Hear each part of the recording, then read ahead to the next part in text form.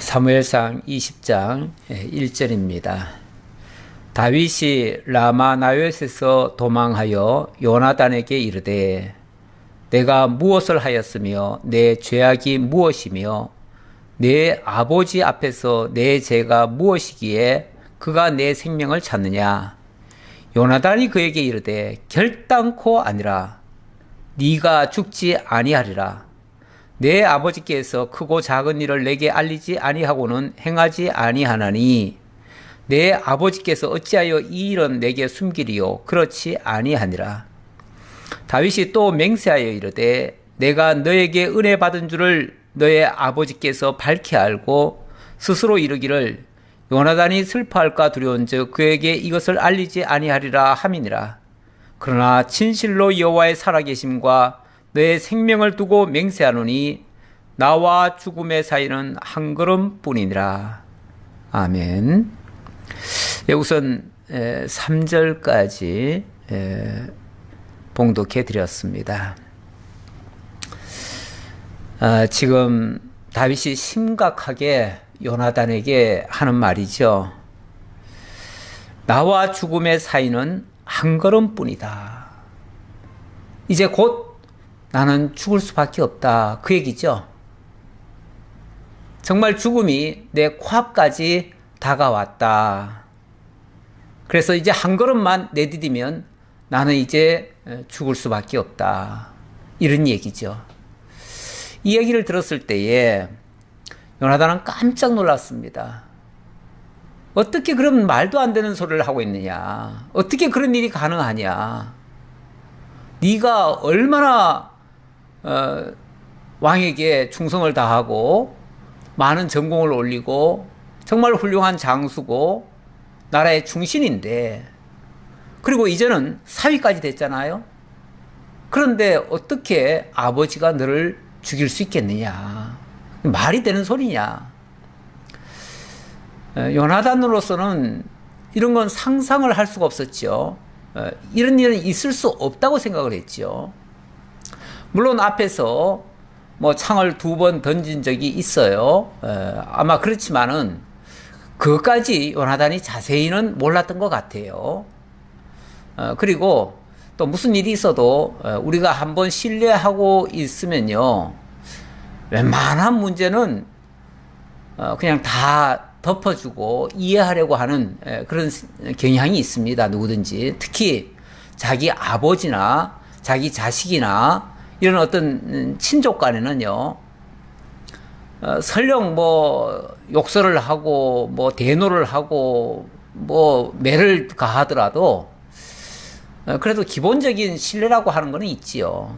그래서 화가 나면 욕도 할 수 있고 매도 때릴 수 있고 혼을 낼 수는 있지만 그렇다고 죽이기까지 한다는 것은 상상을 못하지요. 그러나 다윗은 분명히 지금 위험을 직감하고 있습니다. 창을 벌써 지난번에 처음에 한번 창을 던진 적이 있었고요. 그 다음에 단창을 또 던진 적이 있었고요. 그 다음에 또 딸과 결혼까지 했는데 완전히 죽이려고까지 했지요. 그래서 지금 도망간 상태 아닙니까? 자, 그런데 도망을 가서 이제 피신할 곳이 많지 않아요. 그래서 어디로 도망갔냐면 사무엘에게로 도망갔죠.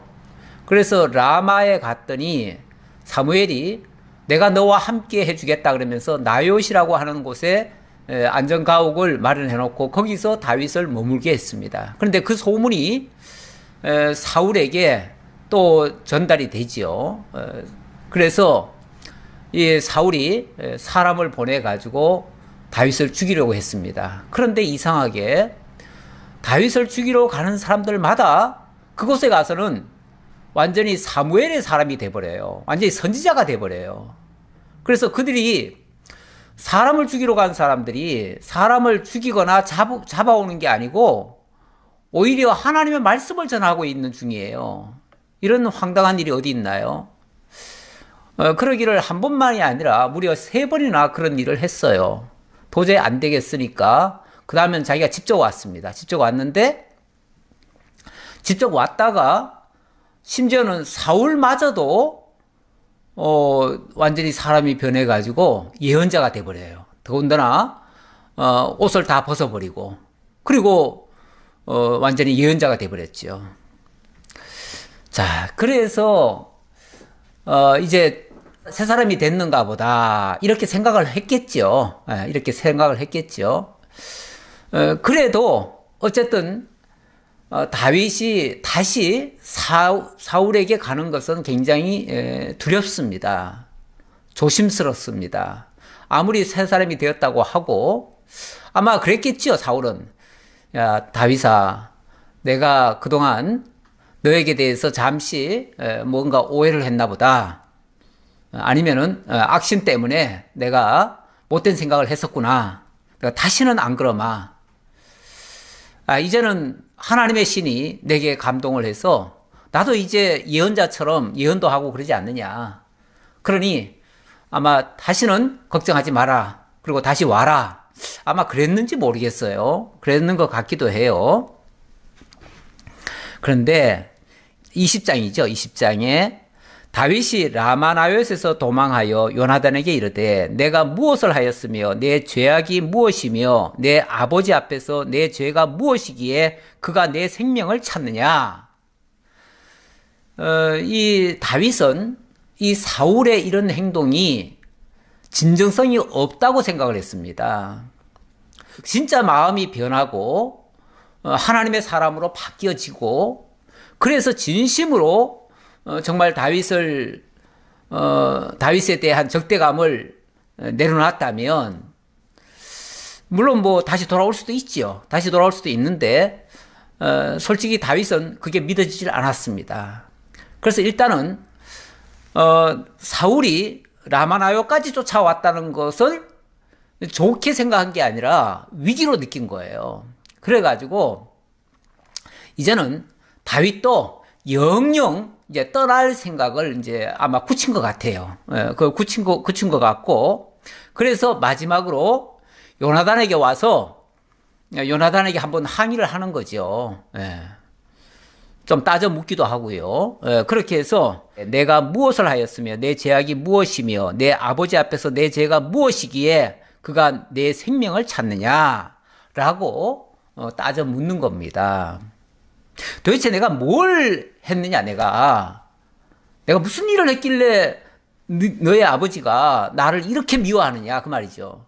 내가 무슨 일을 했다고 쳐도 그게 어떻게 그게 죄가 되느냐, 그걸 지금 묻습니다. 내 죄가 무엇이냐라는 말. 그리고 내가 무엇이기에, 이 말은 내 죄가 무엇이기에 하는 말은 내가 도대체 너의 아버지에게 무슨 해를 끼쳤길래, 그 말이죠. 무슨 해를 끼쳤길래 아버지가 도대체 나를 죽이려고 하느냐. 한 3가지로 이렇게 따져 물었어요. 그랬더니 요나단이 그에게 이르되 결단코 아니라 네가 죽지 아니하리라. 그럴 리가 없다. 우리 아버지가 너를 왜 죽이느냐, 너를 죽일 이유가 하나도 없다.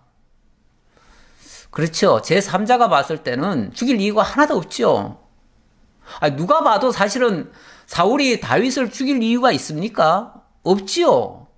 그냥 혼자 생각하는 거죠. 혼자 뭔가를 오해하고 뭔가를 크게 지금 잘못 생각해가지고 괜히 다윗을 미워하고 제거해야 되겠다고 생각을 한 거죠. 이거는 뭐 객관적인 사실이 아니에요. 그냥 미워하는 거예요. 미워하는 거. 그러니까 요나단의 입장에서 봤을 때는 그럴 리가 있겠느냐. 그럴 리는 없다. 그러니 뭔가 오해가 있는 것 같다. 그러면서 하는 말이 내 아버지께서 크고 작은 일을 내게 알리지 아니하고는 행하지 아니하나니 내 아버지께서 어찌하여 이 일은 내게 숨기리요. 그렇지 아니하니라. 아버지께서 무슨 일을 할 때 나하고 상의하지 않는 일이 없다. 그러니 만약에 너를 진짜 미워하거나 너를 죽인다면 틀림없이 나한테도 얘기했을 것이다. 그런데 나한테 그렇게 말한 적이 없다. 그러니 아버지가 너를 죽인다는 그런 생각은 오해다. 너가 그렇게 생각할 필요가 없다. 이 말이죠. 그랬더니 3절 다윗이 또 맹세하여 이르되 아예 내 목숨 걸고 내가 얘기하겠다, 그 말이겠죠. 그만큼 뭔가 확신을 가지고 지금 얘기를 하는 거예요. 예. 이르되 내가 너에게 은혜 받은 줄을 내 아버지께서 밝히 알고 스스로 이르기를 요나단이 슬퍼할까 두려운즉 그에게 이것을 알리지 아니하리라 함이니라. 그러나 진실로 여호와의 살아계심과 내 생명을 두고 맹세하노니 나와 죽음의 사이는 한 걸음뿐이니라. 아버지가 너한테 얘기 안 한 거는 당연히 네가 나를 사랑하고 내게 은혜를 입히는 것을 뻔히 알기 때문에 너한테 만약에 너한테 다윗을 죽이겠다라고 하면은 얼마나 네가 슬퍼하겠느냐. 아무리 악한 아버지지만은 자기 자식이 슬퍼하는 꼴을 보고 싶어 하는 사람은 아무도 없지요. 그러니까 요나단 너한테 말하지 않는 것은 당연하다.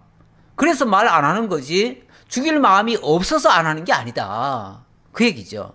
그러면서 네가 만약에 아버지의 그 본심을 모르고 그렇지 않다라고 네가 생각한다면 나는 어쩔 수 없이 나는 죽을 수밖에 없다. 그래서 나와 죽음의 사이는 한 걸음뿐이다. 이런 식으로 얘기를 하는 거죠. 예. 그러니까 내가 한 발짝만 더 아버지 곁으로 가까이 가면 아버지한테 나는 죽어. 그 말이죠. 이번에 아버지한테 가면 죽어. 그 말이죠. 그랬더니 요나단이 다윗에게 이르되 내 마음의 소원이 무엇이든지 내가 너를 위하여 그것을 이루리라. 좋다. 그러면 내가 어떻게 했으면 좋겠니? 네가 원하는 걸 얘기해봐. 그러면은 내가 네 원하는 대로 해줄게. 어떻게 했으면 네가 믿고 이 염려를 놓을 수 있겠니? 한번 얘기해봐. 그 말이죠. 그랬더니 다윗이 요나단에게 이르되 내일은 초하루인즉 내가 마땅히 왕을 모시고 앉아 식사를 하여야 할 것이나 나를 보내어 셋째 날 저녁까지 들에 숨게 하고 내 아버지께서 만일 나에 대하여 자세히 묻거든 그때 너는 말하기를 다윗이 자기 성읍 베들레헴으로 급히 가기를 내게 허락하라 청구하였사오니 이는 온 가족을 위하여 거기서 매년 제를 드릴 때가 되민이다 하라. 이제 매월 초하루는요, 이게 이제 보통 월삭이라고 그러죠. 초하루, 월삭이라고 할 거예요.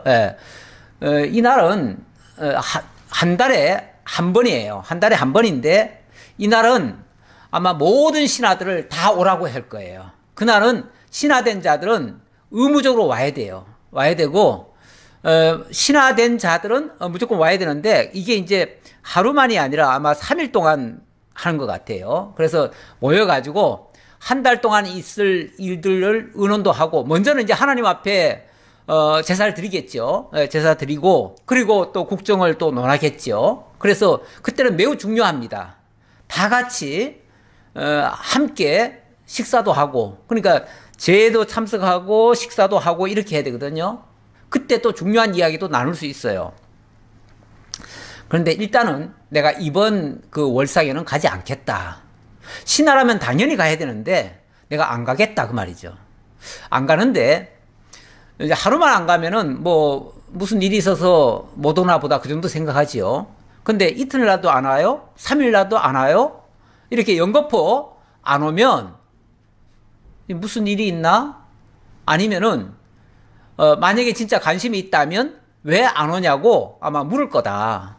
그럴 때에 네가 좀 내 입장이 돼가지고 나를 대변하듯이 좀 얘기를 해줘라. 내가 베들레헴에 매년 드리는 제사가 있어서 그때 그냥 가족들과 함께 제사 드리기 위해서 베들레헴 바로 고향이죠. 고향 땅. 그러니까 고향 땅에 내려갔다. 그러면서 나한테 그러니까 요나단한테 그것을 양해를 구하고 갔다. 그렇게 얘기하라는 거예요. 물론 얘기 하나도 안 하면은 그거는 완전히 이제 반역이 되는 거죠. 반역 행위가 되니까 그렇게 하면 안 되고 요나단에게 허락을 요청을 해서 내가 허락을 했습니다 라고 얘기해 보라는 거죠. 그러면은 아버지의 어떤 본심, 아버지의 그 반응이 나올 것이다. 그런 뜻입니다. 그래서 7절입니다. 그의 말이 좋다 하면 너의 종이, 바로 내 종이란 말은 이 다윗을 얘기하는 거죠. 만약에 그렇게 말을 했는데도 사울이 그래, 그럼 잘했다, 막 이 정도로 얘기하고 거기에 대해서 다른 반응 안 하면은 그러면 진짜 사울이 더 이상은 이제 나를 해할 생각이 없나 보다라고 내가 믿고 평안히 내가 이제 아버지를 찾아뵙기도 하겠다. 그런 뜻이 이제 그의 말이 좋다 하면 내 종이 평안하려니와 그가 만일 노하면 나를 해하려고 결심한 줄을 알지니. 그래서 그 아버지의 반응이 그래 잘했다. 그래 뭐 집안에 쉽게 말하면 집안에 행사가 있으면 행사 가야지. 잘했다. 이렇게 나오면은 이제 더 이상 나를 해할 생각이 없나 보다라고 내가 믿겠지만, 만약의 경우 막 화를 낸다든지 네가 왜 그따위 허락을 했느냐라고 막 책망을 한다든지 이렇게 한다면 그거는 틀림없이 다윗을 죽일 마음을 여전히 가지고 있다라는 증거다, 그 말이죠. 증거다. 그런즉 바라건대 내 종에게, 여기 내 종이란 말은 지금 다윗이 요나단의 종이라고 지금 표현을 하는 거예요. 아무래도 신분상으로는 요나단은 지금 왕자고요. 자기는 물론 뭐 지금 왕의 사위가 되기는 했지만은 아직까지 공식 무슨 직함이 굉장히 높은 자리에 있는 건 아니잖아요. 그러니까 왕이나 왕자의 종의 자리죠. 종의 자리니까 자신을 가리켜서 너의 종이다 이렇게 표현하는 거죠. 그러니까 우리는 이렇게 이제 반말로 너다 이렇게 지금 왕자한테 얘기했지만은 아마 실제로는 존댓말을 썼을 거예요. 틀림없이. 근데 뭐 그 유대인들은 뭐 사실은 우리나라 말처럼 이렇게 존대어가 별로 없어요. 없기는. 그래서 뭐 사람은 다 동등하다고 생각해서 그런지 존댓말 같은 걸 잘 안 쓰죠. 그러나 우리가 번역할 때는 친구 관계 같으니까 그냥 서로 말을 놓고 쓰는 것처럼 하는데, 어쨌든 그래도 예를 갖춰서 말하겠지요. 그거는 우리가 감안하고 들으셔야 됩니다. 여기 이제 내 종이라고 하니까 이 종 누구를 가리키는 말인가라고 할까봐 제가 이 말을 한 거예요. 자, 그러면서 그런즉 바라건대 내 종에게 인자하게 행하라. 그러니까 나한테 좀 인자를 베풀어 달라 그 말이죠. 내 입장 좀 봐달라 그 얘기죠. 그러면서 너가 너의 종에게, 바로 나에게 여호와 앞에서 너와 맹약하게 하였음이니라. 그러니 너와 나 사이는 지금 하나님 앞에 목숨 내걸고 지금 맹세한 사람들이 아니냐. 그러니 나를 좀 인자하게 봐서 내 얘기를 좀 들어달라 그 말이죠. 그러니 나를 좀 보호할 목적으로 네가 좀 불편한 말이죠. 솔직히 말하면은 왕 앞에 가서 무슨 말을 한다는 게 쉽지 않습니다. 아무리 아들이고 왕자지만은 왕자도 말 함부로 잘못했다가는 왕에게 죽을 수 있어요. 그래서 왕자라고 해서 무슨 말이든지 다 할 수 있는 건 아니에요. 그런데 지금 다윗이 이런 지금 얘기를 하는 거는요, 굉장히 말하기 어려운 말이에요, 사실은.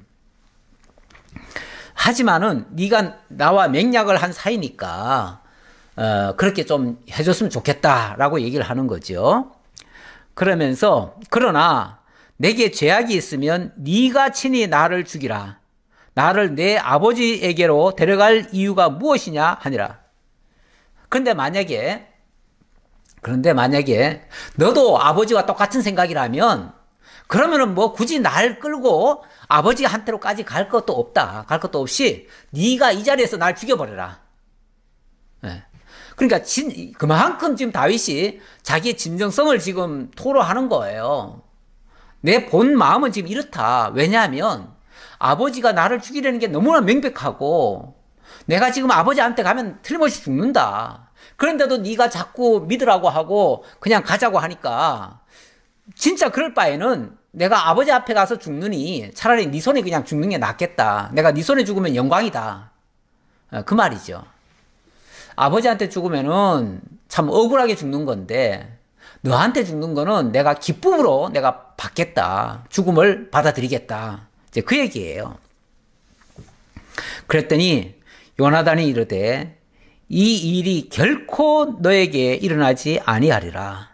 내 아버지께서 너를 해치려 확실히 결심한 줄 알면 내가 너에게 와서 그것을 너에게 이르지 아니하겠느냐 하니 다윗이 요나단에게 이르되 내 아버지께서 혹 엄하게 너에게 대답하면 누가 그것을 내게 알리겠느냐 하더라. 그랬더니 요나단이 걱정하지 마라. 만약에 아버지가 그렇게 반응한다면 내가 너한테 그 사실을 알려서 너로 하여금 안전하게 피할 수 있도록 내가 너를 지켜주마. 내가 알려주마. 라고 이야기를 했지요. 그랬더니 다윗은 또 하나 걱정이 있잖아요. 만약의 경우 참 이게 일이 잘못돼 가지고 아버지가 요나단에게 막 화를 내거나 아니면은 진짜 심하면은 요나단도 죽일 수 있거든요. 요나단까지 죽여버리면 그럼 누가 도대체 이 사실을 나한테 알려줄 것이며 만약에 뭐 죽이지는 않더라도 막 가둬놓고 저놈 당장 저 감옥에 집어넣어라 그래가지고 요나단을 꼼짝 못하게 하거나 또 이제 다윗과 무슨 내통한 줄 알고 이제 요나단을 억압을 한다면 그러면 다윗에게 이 사실 자체도 전해줄 수가 없어요. 낭패지요, 그러면은. 그래서 다윗이 만약에 그렇게 된다면 누가 나한테 알려주겠느냐? 어떻게 그것을 알려줄 수 있겠느냐? 설령 아버지가 화를 냈다고 해도 그것을 나한테 어떻게 알려줄 수 있겠느냐? 라고 지금 뭔가 의심스러운 이야기를 하는 거죠. 그랬더니 요나단이 다윗에게 이르되 오라 우리가 들로 가자 하고 두 사람이 들로 가니라. 들에 가서 서로 뭔가를 쉽게 말하면 서로 사인을 주고받고 해서 앞으로 무슨 일이 있을 때 어떻게 할 것인가를 일러주기 위해서 들로 가자는 거였어요. 자, 그리고 12절입니다. 요나단이 다윗에게 이르되 이스라엘의 하나님 여호와께서 증언하시거니와 내가 내일이나 모레 이맘때에 내 아버지를 살펴서 너 다윗에게 대한 의향이 선하면 내가 사람을 보내어 너에게 알리지 아니하겠느냐. 자, 일단은 내가 한 이틀간 한 2, 3일간 내가 이제 그 경과를 보겠다 봐가지고 아버지가 전혀 그런 생각이 없거나 그래서 정말 좋은 뜻을 가지고 계시면 그러면 내가 사람 보내가지고 너한테 직접 알려주겠다. 뭐 좋은 일이야 누구든지 다 하라도 괜찮아요. 그렇죠? 좋은 일은 원래 널리 알리고요. 모든 사람이 함께 알면 서로 기뻐하고 좋아요.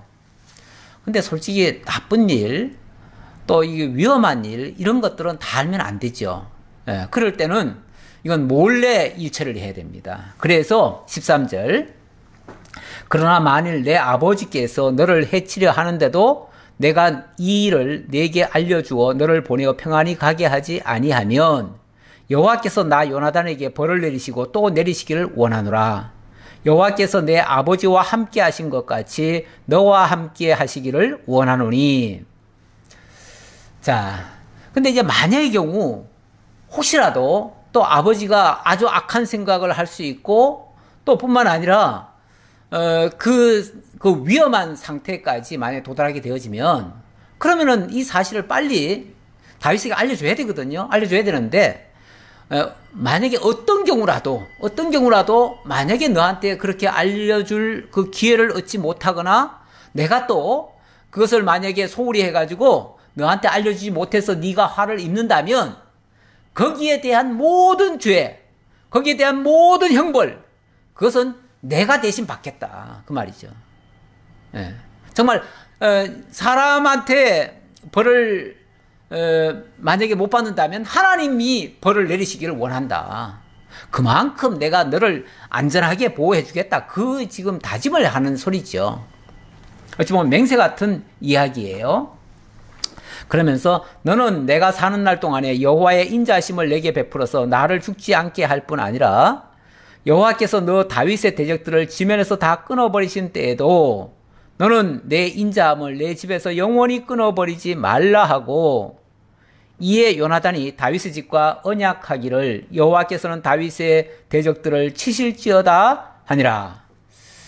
자, 그러면서 다시 한번 서로 간에 끈끈한 우위를 다지고 뿐만 아니라 서로 맹세하면서 하나님 앞에서 서로를 보호해 주기를 이렇게 지금 다짐하는 그러한 내용이 되겠습니다.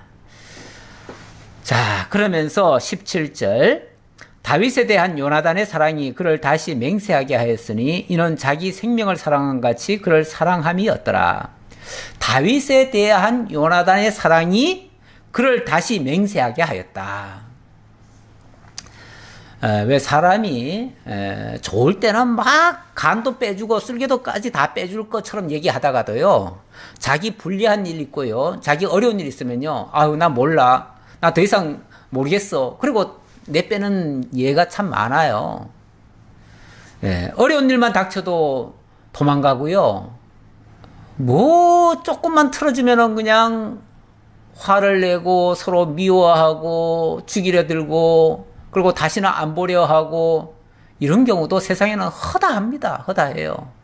그래서 솔직히 세상에서는요, 믿을 사람 하나도 없습니다. 하나도 없어요. 그러니까 세상에서는 믿는 게 바보예요. 믿으면은 속아요. 그래서 오죽하면은 사람은 사랑할 바지 믿을 바는 못 된다고 해요. 그래서 뭐 사람이 우리를 속이고 뭐 하더라도 너무 화낼 것도 없고요, 속상해 할 것도 없어요. 왜? 사람은 그러려니 해야 돼요.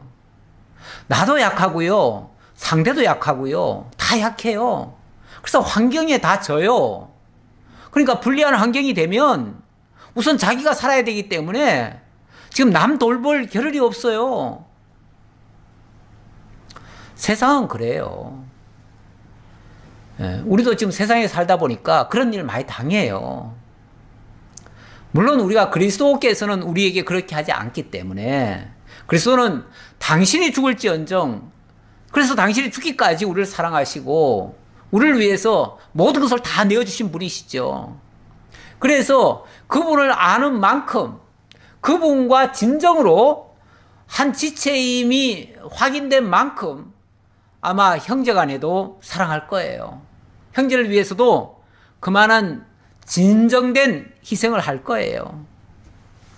하지만 하나님을 제대로 모르거나 예수 그리스도를 제대로 닮지 못했으면요, 우리도 세상 사람들 같이 불리하면 배신도 하고요, 거짓말도 하고요, 도망도 가고요, 다 할 수 있어요. 뭐 사람이 그러면은요, 그냥 그러려니 해야 돼요. 그럴 수밖에 없다고 생각해야 돼요. 그것 때문에 너무 미워할 것도 아니고요, 왜 저러나 하고 이해 못할 것도 없어요. 다 그러려니 해야 돼요. 그러려니. 그래야 속상하지 않고요, 사람 안 믿고요, 그냥 하나님 의지하고 사는 거죠. 그러면서도 또 우리는 사랑할 바니까요. 그렇다고 해서 미워하거나 그러는 게 아니라 그래도 사랑하는 거죠. 그래도 사랑하는 거죠. 예. 18절입니다. 요나단이 다윗에게 이르되 내일은 초하루인즉 네 자리가 빔으로 네가 없음을 자세히 물으실 것이라. 너는 사흘 동안 있다가 빨리 내려가서 그 일이 있던 날에 숨었던 곳에 이르러 에셀 바위 곁에 있으라. 내가 관역을 쏘려 함같이 화살셋을 그 바위 곁에 쏘고 아이를 보내어 가서 화살을 찾으라 하며 내가 짐짓 아이에게 이르기를 보라 화살이 내 이쪽에 있으니 가져오라 하거든 너는 돌아올지니 여호와께서 살아계심을 두고 맹세하노니 네가 평안 무사할 것이요. 자, 일단은 이게 하루 이틀 경과 봐가지고 바로 이게 그 내용이 나오지 않을 수도 있어요. 그래서 한 3일을 두고 한번 보자. 보고 일단은 내일 초하루니까 아마도 아버지가 묻지 않겠는가 하면은, 물으면은 내가 그렇게 대답할 테니까 내가 적절하게 대답을 해서 그 반응을 볼 테니까, 그렇게 해서 만약의 경우 아버지에게 그런 생각이 전혀 없다면 내가 사람을 보내가지고, 아니, 이제 내가 이제 화살 3개를 쏴가지고, 예를 들어서 뭐 오른쪽이든 왼쪽이든, 야, 이쪽으로 가서, 이쪽에 지금 화살이 있으니까 이쪽에 가서 가져와라. 라고 얘기하거든. 그러면 안심하고 네가 와라. 하지만은, 또 다른 또 얘기도 하지요. 이게 왜냐면, 한 가지 예만 들면 안 되니까요. 그래서 22절, 만일 아이에게 이르기를 보라 화살이 네 앞쪽에 있다 하거든 네 길을 가라. 여호와께서 너를 보내셨음이니라. 그런데 어느 쪽으로 화살 쏘아놓고는 이제 똑바로 쐈겠지요. 쏘고 그리고 이제 다윗은 그 바위 뒤에 숨어 있게 하고요. 그리고 화살 쏘아놓고 어느 정도까지만 쏘아놓고 조금 쏘아놓고는 뭐라고 그러냐면은 야 화살이 이제 찾으러 가면은 야 화살이 거기 있는 게 아니라 너 앞에 있다. 저 앞에 있지 않느냐. 저 앞으로 가라. 라고 내가 이제 일종의 이게 사인입니다. 이 암호를 얘기하는 거죠. 그렇게 하면 네가 저 앞에 있다라고 말을 하면 이제 앞으로 가라는 뜻이구나. 그러니까 저 이제 멀리 도망가라는 뜻이구나로 받아들이라 그 말이죠. 이게 이제 일종의 그 암호지요. 자, 그러면서 너와 내가 말한 일에 대하여는 여호와께서 너와 나 사이에 영원토록 계시느니라 하니라. 자, 지금 너와 나 사이에 한 이 말들은 이건 사사로운 말이 아니고 우리들끼리만 얘기한 게 아니고 하나님을 앞에 놓고 하나님 앞에서 지금 우리 약속한 거다. 그러니까 이거는 정말 우리의 생명이 끊어지는 한이 있어도 이거는 서로 간에 지켜야 될 일종의 규칙이다. 이제 그런 얘기죠. 그러니까 내가 그 말은 이제 자기가 맹세하는 입장이니까요. 내가 이 말대로 만약에 안 한다면 내가 천벌을 받을 거다. 그러니 내가 반드시 요렇게 너에게 앞으로 이제 내가 사울에게 가서 그 얘기를 하고 또 너에게는 이렇게 알려줄 테니까 그때 네가 처신을 해라. 그 얘기죠. 자, 그리고 나서 24절입니다. 다윗이 들에 숨으니라. 초하루가 되매 왕이 앉아 음식을 먹을 때에 왕은 평시와 같이 벽 곁 자기 자리에 앉아 있고 요나단은 서 있고 아브넬은 사울 곁에 앉아 있고 다윗의 자리는 비었더라. 그러나 그날에는 사울이 아무 말도 하지 아니하였으니 이는 생각하기를 그에게 무슨 사고가 있어서 부정한가 보다, 정령이 부정한가 보다 하였음이더니.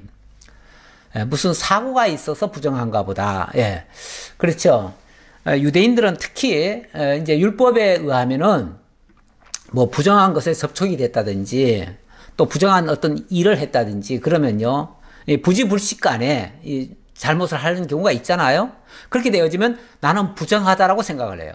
그럼 부정한 자는 원래 성전에도 올라갈 수 없고요. 또 왕 앞에도 당연히 못 가죠. 못 가요. 그래서 그럴 때는 오늘은 무슨 일이 있어서 부정을 탔구나. 우리 흔히 왜 옛날에 부정 탔다 이런 표현을 많이 썼는데 이제 이 율법에서도 그 부정한 그 규례가 있어요. 그래서 부정할 때는 나가지 말라고 돼 있어요. 그래서 하루 정도는 그럴 수 있어요. 그럴 수 있으니까 아마도 이날은 오늘은 부정한 일이 있어서 못 왔나 보다. 왜냐하면 사실은 틀림없이 와야 되는 날에 월삭이니까 와야 되는데 그때 안 왔으니까. 근데 이튿날 곧 그 달의 둘째 날에도 다윗의 자리가 여전히 비었으므로 사울이 그의 아들 요나단에게 묻되 이새의 아들이 어찌하여 어제와 오늘 식사에 나오지 아니하느냐 하니 요나단이 사울에게 대답하되 다윗이 내게 베들레헴으로 가기를 간청하여 이르되 원하건대 나에게 가게 하라. 우리 가족이 그 성읍에서 제사할 일이 있으므로 나의 형이 내게 오기를 명령하였으니 내가 너에게 사랑을 받거든 내가 가서 내 형들을 보게 하라 하였으므로 그가 왕의 식사 자리에 오지 아니하였나이다 하니. 자, 이제 첫날은 그런가 보다 했는데 둘째 날까지 안 보이니까 왜 안 왔지? 그러면서 요나단에게 요나단아, 왜 다윗이 어제도 안 오고 오늘도 왜 안 왔느냐라고 물으니까 요나단이 이러이러해서 안 왔습니다. 나한테 다 얘기하고 그리고 또 그럴 만한 이유가 있길래 제가 허락을 해서 보냈습니다. 라고 얘기를 한 거예요. 그랬더니 30절 사울이 요나단에게 화를 내며 그에게 이르되 패역 무도한 계집의 소생아 네가 이새의 아들을 택한 것이 내 수치와 내 어미의 벌거벗은 수치됨을 내가 어찌 알지 못하랴. 내가 어찌 알지 못하랴. 너 그 더럽고 추악하고 그 뻔뻔하고 이런 거를 내가 다 아는데 너 이 나쁜 놈, 이 교활한 놈, 뭐 그러면서 심지어는 패역 무도한 계집의 소생아 이렇게 얘기를 하네요. 사실 이 말은 정말 입에 담을 수 없는 욕설이죠. 이 패역 무도한 계집의 소생아 하는 말은 지금 요나단을 자기 본부인의 아들로 생각하는 게 아니라 원래는 본부인 아들이 맞지요. 맞는데 지금 얼마나 네가 지금 악한 일을 했는지 아느냐. 그러니까 너 같은 놈을 낳은 네 어미는 이런 계집이 아니겠느냐라고 지금 욕을 그 어미에게 지금 쏟아붓는 거죠. 왜 그러잖아요.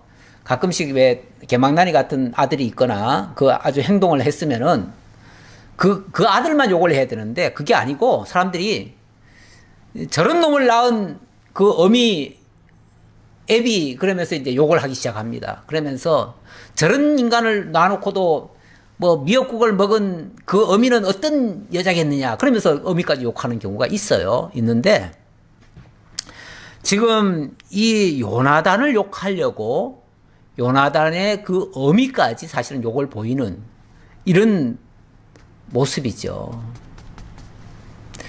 여기까지 마음이 여기까지 이렇게 사악하게 지금 휘어져 있으면요, 굽어져 있으면은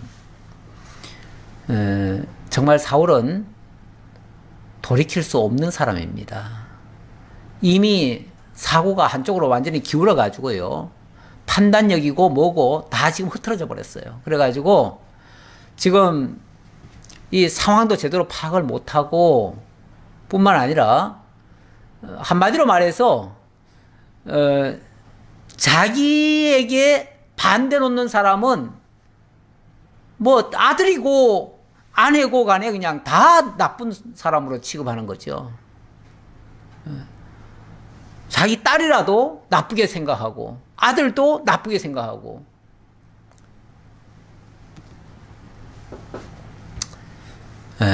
네가 그러면서 이제 이렇게 못된 놈은 쉽게 말하면은 정상적으로 아내와 내 사이에 태어난 놈이 아닐 거다. 너는 이 패역무도한 계집의 소생아, 이 표현은 네가 정상적으로 나와 어머니 사이에서 정상적으로 태어난 놈이 아니라 뭐 바람을 피웠거나 이런 이제 이런 데서 나온 놈이 아니겠느냐라고 하는 욕이에요. 쉽게 말하면 그런 욕이에요. 그런 욕설이니까 이거는 뭐 엄청나게 사실은 악하게 지금 표현한 거죠. 사람이 이 사악해지면요, 말도 못하는 생각을 다 합니다. 말도 안 되는 생각, 억측. 그러다 보니까 정말 조강지처 같이 정말 가난한 시절부터, 원래 조강지처라는 말이 그 조라고 하는 게 그 찌꺼기거든요. 술찌꺼미 그거고, 강이라고 하는 게 이 쌀겨울을 얘기하는 거예요. 그러니까 옛날에 왜 피죽도 못 먹었다 그런 표현 하지요. 그건 굉장히 가난할 때 정말 먹거리가 없어가지고 술찌꺼미는 이제 저기 저 시장터에 가면은 술을 만들어 팔는 사람들이 있는데 그 사람들이 만들고 나면은 그 찌꺼기를 버려요. 그 버리는 걸 주워다가 그걸 끓여가지고 먹었다 그런 뜻이에요. 그리고 또 이 등겨, 쌀겨지요. 쌀겨도 원래 쌀을 빻고 나면은 그 결을 다 버립니다. 버리는데 그걸 주워다가 그걸로 죽 끓여 먹었던 그 시절. 이 말은 굉장히 가난한 시절. 자기와 함께한 그 아내, 그 고생한 그 아내, 그런 아내를 조광지처라고 그래요. 그런데 우리 조선시대 때도요. 조선시대 때 그 엄중한 유교 부부 유별이라고 하는 그런 어떤 상강오륜 같은 그런 것에 있을 때 그때 보통 왜 보면은 칠거지악이라는 게 있죠. 그래서 칠거지악에 걸린 여자들은 내가 쫓김을 당했습니다. 그런데 예외가 있었어요. 어떤 예외가 있었냐면 조광지처에게는 이게 해당되지 않아요. 그래서 조광지처는 어떤 경우에도 보호를 해줘요. 왜 그러냐면 그 조광지처는 그 남편이 정말 그 술집개미로 등교로 같이 죽 끓여 먹으면서 집을 일군 사람이에요. 그런 사람은 설령 잘못이 있더라도 함부로 내쳐서는 안 된다는 게 그 당시의 법이었어요. 그만큼 고생한 사람과 죽을 때까지 같이 해야지 그런 사람을 내버리면 되겠어요? 그런데 사람들이요, 그 옛날에 못 살 때 정말 자기를 위해서 헌신했던 그 아내를 자기가 좀 출세하고 나면요, 그래서 뭐 좀 돈 좀 많이 벌고 그러면요, 대부분 보면은 그 조광지처는 아주 초라하게 보이고요, 정말 못나게 보여가지고 어느 순간 버립니다. 그리고 바람 나가지고 새 여자를 찾는 경우도 종종 있어요. 세상에 그런 이야기가 많이 있어요. 어떤 특정한 얘기를 하는 게 아니라 그런 예가 많다는 거죠.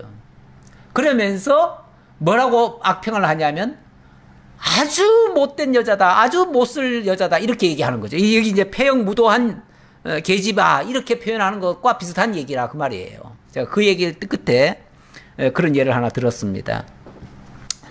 그러면서 이세의 아들이 땅에 사는 동안은 너와 내 나라가 든든히 서지 못하리라. 그런즉 이제 사람을 보내어 그를 내게로 끌어오라. 그는 죽어야 할 자이니라 한지라. 그러면서 지금 당장 가가지고 그 이세의 아들 다윗을 잡아와. 만약 안 잡아온다면 너는 폐역무도한 계집의 소생이야. 다시 말하면 어디서 주워온 놈이야. 그 말이죠. 어디서 바람 피워가지고 주워온 놈이지 네가 내 자식이냐? 내 자식이면 그럴 리가 있냐? 그 뜻이에요. 그러니까 네가 내 자식이라면 당장 그 다윗 끌어다가 내 앞에 데려다 놔라. 그 말이죠. 그랬더니 요나단이 그의 아버지 사울에게 대답하여 이르되 그가 죽을 일이 무엇이니까? 무엇을 행하였나이까? 도대체 다윗이 왜 죽어야 됩니까? 다윗이 무슨 잘못을 했길래 죽어야 된단 말입니까? 라고 약간 항변성으로 대답을 했지요. 그랬더니 사울이 요나단에게 단창을 던져 죽이려 한지라. 창을 또 던지려고 하는 거예요. 뭐 막 가는 거죠. 지난번 뭐 다윗에게도 창을 2번이나 던졌는데 뭐 아마 이것도 예상이 좀 되긴 됐지요. 이런 반응 정도까지. 그러니까 이게 단순히 욕설 한마디, 화가 난다고 욕설 한마디 하고 끝나는 게 아니고요. 진짜 이성을 잃어버린 거예요. 그래서 단창을 들어가지고 던지려고 하는 거예요. 그런데 아마도 누가 말렸겠죠. 옆에 지금, 다른 신하가 있었잖아요. 아브넬이 있었다고 했죠. 아마 아브넬이 벌떡 일어나가지고 그 단창을 손으로 잡았을 거예요. 이러시면 안 됩니다, 왕이요. 아마 그리고 왜냐하면 지금 사람이 있는 자리니까요. 여럿이 있는 자리니까 그걸 막았지요. 막아서 지금 그나마 요나단이 안 죽었지. 던지면 죽는 거죠, 뭐.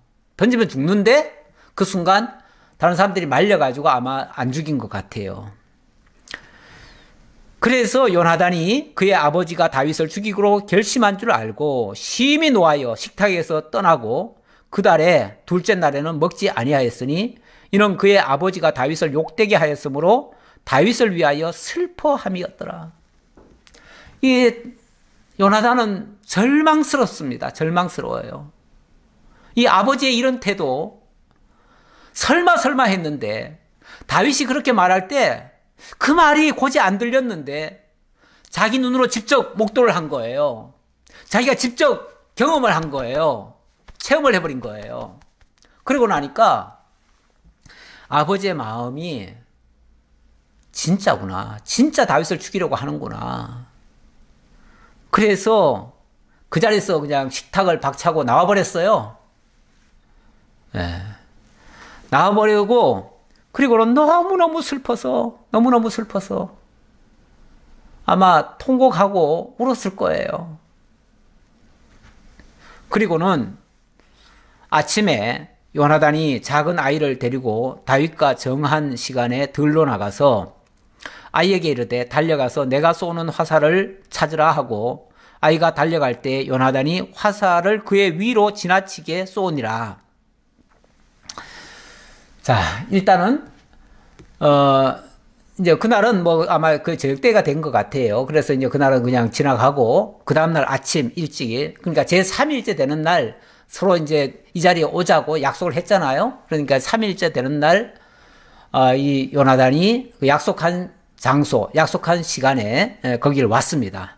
와가지고 일단 화살 하나 쏘았어요. 앞으로 쏘아놓고 그 소년이 찾으러 가니까 일부러 한 개를 더 앞으로 쏘는 거예요. 처음에는 요 앞에 쏘았겠죠. 앞에 쏘고 그거 찾으러 가는 동안에 저 앞에 또 쏘는 거예요. 쏘면서 야, 화살이 저 앞에도 있다, 이런 식으로 얘기하는 거죠. 저 앞에도 화살이 있다 라고 얘기를 하니까 그 소년이 그 화살을 찾으러 그 앞에까지 갈 거 아니겠어요. 예. 가니까 뭐 지금 다윗은 그 뒤에 아마 바위가 하나 있었던 것 같고 그 바위 뒤에 숨어가지고 그 광경을 지금 보고 있는 거예요. 보면서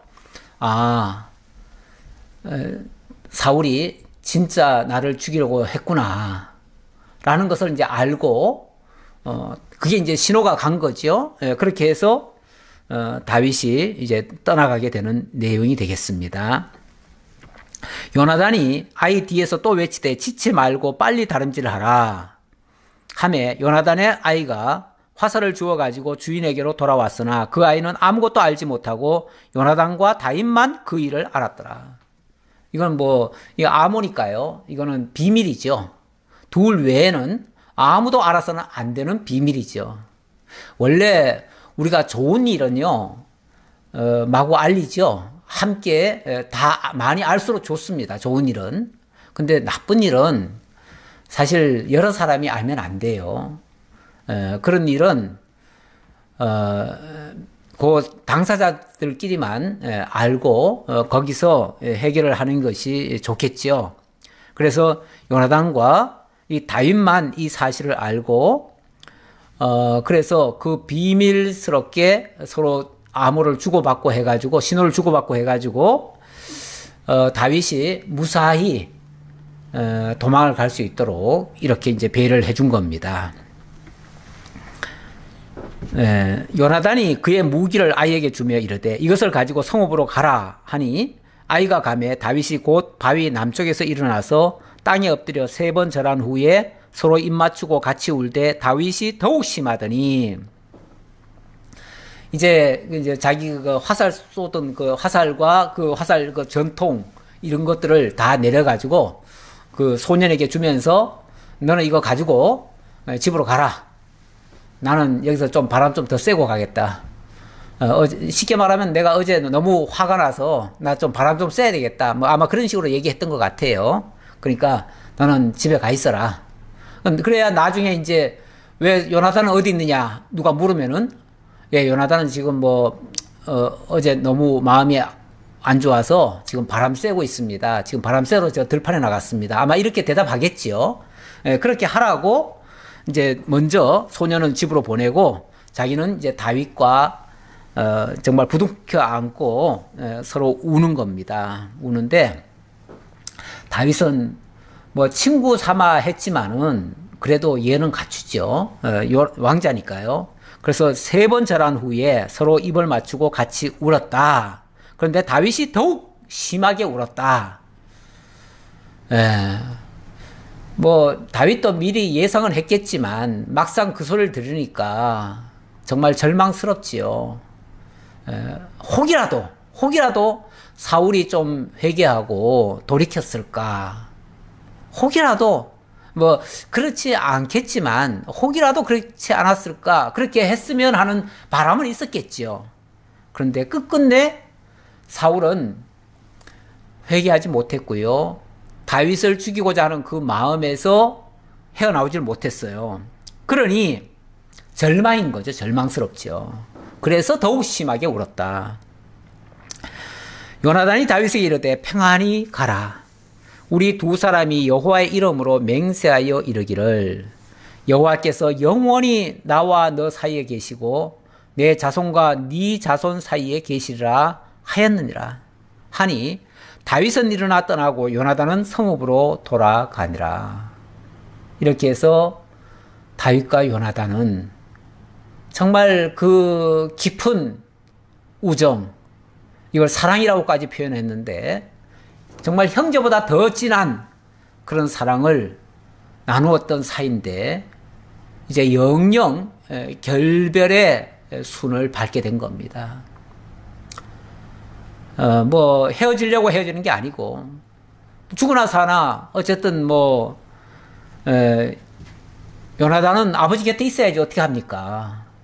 그렇다고 해가지고 다윗과 함께 같이 떠나겠습니까? 그럴 수도 없죠. 그거는 또 반역 행위가 되니까 그럴 수도 없고요. 어쩔 수 없이 요나단과 다윗은 헤어질 수밖에 없었습니다. 참 무서운 일이죠. 세상에 정말 하나님의 그 뜻을 알고 그 뜻에 함께 참여하면 그 안에서 진정한 사랑을 나눌 수가 있고 함께 평안히 하나님의 은혜 속에서 기쁨으로 살아갈 수도 있을 텐데 정말 하나님 안에서 이런 사랑이 서로 나온다면 얼마나 좋겠어요. 그런데 정말 악신의 역사로 말미암아 사랑하는 관계가 깨어질 수밖에 없는 관계로 바뀌어진다면 이거보다 더 불행한 일은 없지요. 고통스럽지요. 근데 이 세상에서는 참 이런 일이 엄청 많아요. 엄청 많아. 이게 이제 제약된 세상의 모습이기도 해요. 그래도 우리가 소망이 있는 것은 우리 주 예수 안에서는 그래도 또 심령의 평강을 회복할 수 있도록 하나님께서 또 인도해 주신다는 사실입니다. 그래서 아무리 정말 아골골짝 같은 그런 고통스러운 곳으로 우리가 내몰린다 할지라도 주님이 함께 하시면 그 가운데서 평강을 회복하고 다시금 살 길을 찾을 수 있을 것이다 라는 그런 기대는 있습니다. 이때부터 이제 다윗은 본격적인 도피 생활이 시작이 되어집니다. 이제 다윗의 삶은 도피의 삶이에요. 끊임없는 위협이 이제 따라올 거예요. 그럴 때 정말 고통스럽지요. 고통스러운데 그런데 참 우리가 감사한 것은요. 다윗이 시편을 제일 많이 썼는데요. 그 다윗의 시편 가운데 대부분은 이 도피 시절에 쓴 시입니다. 도피 시절이 현실적으로 굉장히 힘들고 어려운 거고요. 고통스러운 시간인데 그 시간이 하나님의 임재를 가장 크게 느낄 때입니다. 하나님의 인도하심과 보호하심을 깨달을 때예요. 그리고 위기 상황 때마다 함께 하시는 하나님을 발견할 수가 있습니다. 그래서 다윗이 시편에서 내가 하나님 안에서 평안히 쉬기도 하고 잠들기도 한다. 뭐 그런 표현도 쓰고요. 그리고 여호와의 인도하심이 마치 목자가 양을 인도한 같이 그래서 정말 주님만 함께 있으면 어떤 상황에서도 정말 평강을 얻고요. 그리고 결론적으로 보면은 원수의 목전에서 내게 상을 베푸신다. 이런 고백도 하죠. 원수의 목전에서. 다시 말하면 그 원수들이 울울거리는 그 속에서도 승리를 맛보며 살게 하신다. 그런 뜻이죠. 이걸 깨달으니까 다윗은 오히려 이런 위기 상황 속에서 하나님을 더 많이 깨닫고요. 하나님을 깨달으니까 하나님이 함께 하실 때는 어떤 경우에도 불편함이 없습니다. 이 육신적으로야 고달프지요. 그러나 하나님이 함께 하시니까 힘도 나고요. 모든 것을 극복할 만한 능력이 나오는 겁니다. 우리도 마찬가지입니다. 우리가 현실만 바라보면 세상 모든 일이 정말 원망거리가 나올 수밖에 없습니다. 하지만 우리 하나님께서 함께 하심을 깨닫는다면 우리는 모든 환경이 감사로 바뀔 겁니다. 그리고 하나님 앞에 감사와 찬양과 영광을 돌리는 정말 성숙된 하나님의 사람으로서의 삶이 시작될 겁니다. 그게 우리 하나님이 우리와 함께 하시는 것이고, 오늘날은 그것이 성령이 우리에게 주시는 심령의 평강이에요. 이 성령은 우리 성령은 바로 우리 주 예수 그리스도, 나의 구원자 되시는 우리 주 예수 그리스도가 영으로 우리와 함께 하시는 모습이에요. 사실 구약 성경에, 우리가 구약 성경을 성경 강론하다 보니까 하나님의 역사를 계속 지금 얘기하고 있는데, 구약의 하나님의 역사들은 전부 다 오늘날에 예수 그리스도께서 성령을 통해 우리와 함께 하시는 모습이에요. 그래서 구약 성경에 따로 우리가 예수 얘기 안 해도 이 모든 역사는 그리스도께서 성령을 통해 우리와 함께 하시는 그런 역사예요. 그래서 우리가 그리스도 안에서 심령의 평강을 얻고 자유함을 누리고 기쁨을 간직하는 거예요. 그게 바로 예수 믿는 자의 특권이고 능력입니다. 기도하겠습니다. 아버지 하나님 감사합니다. 우리 하나님, 저희를 너무나 사랑하셔서 어려운 환난 속에서도, 어려운 역경 속에서도 능히 믿음으로 극복하고 승리할 수 있게 하시고, 오히려 하나님의 임재를 더 느끼고 체험하고 하나님의 인도하심을 깨닫는 그러한 성숙된 성도의 모습으로 다시금 바꾸어 주신다는 사실을 깨달았습니다. 그러할진데 우리가 무엇을 두려워하겠습니까? 무엇이 문제가 되겠습니까?